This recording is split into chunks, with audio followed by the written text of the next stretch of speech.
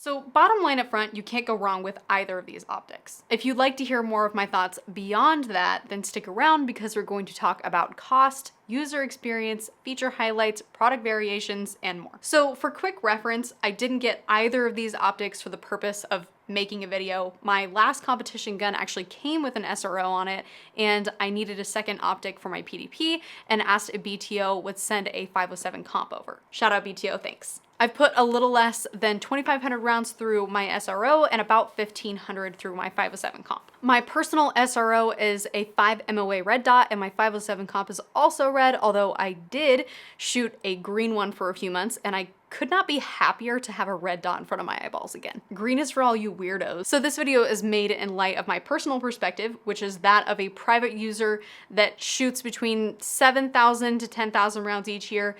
With that said, you aren't going to hear me say things like, oh, duty use. No, I'm just a little lady that is striving to shoot better than my husband's friends at the range. Optics help me do that. So now that we understand my context, let's get into the cost breakdown. I want to cover cost first and foremost because this is an area that will make or break a lot of your personal gear choices. So the SRO is easy to find for $550 or less. The 507 comp, not to be confused with the 507K or the 507C, which are totally different optics, goes for about $370 just about anywhere. So with almost $200 separating these two optics, what is it about the SRO that makes it so much more expensive? Well, Trijicon is just notoriously expensive, and Holosun is just notoriously affordable. Don't worry, my fellow iPhone and Samsung users, no need to make a comment about how you're better than everyone else who buys Chinese optics. That said, this is probably the main reason for the cost jump between these two optics. Trijicon makes their products here in the US, and Holosun makes their products elsewhere. Do with that what you will. Moving right along, we need to get right into the differences between these optics. The SRO is tried and true. It's been around since 2019, and the 507 comp was launched in 2023. The main difference that you're going to notice between these two optics is the size of the lens and the size of the dot itself. The SRO is available in red only, 1 MOA, 2.5 MOA, 50 MOA, blah, blah, blah, blah, blah, blah, 1 MOA, 2.5 MOA,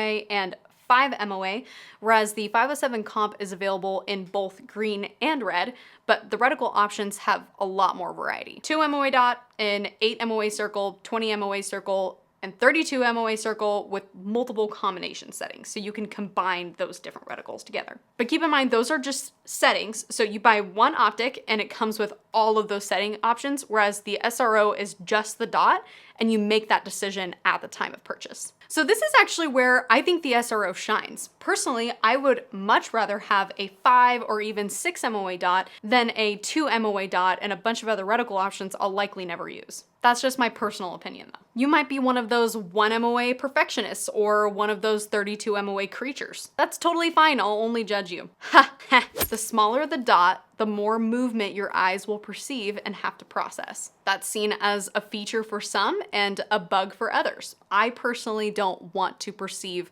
more dot movement. My dot moves plenty at 5 MOAs. A few more features worth covering. The SRO has a top loading battery, the 507 comp has a side loading battery, and personally, no preference either way there, so long as it doesn't require me to remove the optic in order to change the battery, and that's not the case with either of these. The SRO boasts a 3-year battery life, and the Holosun advertises 50,000 hours.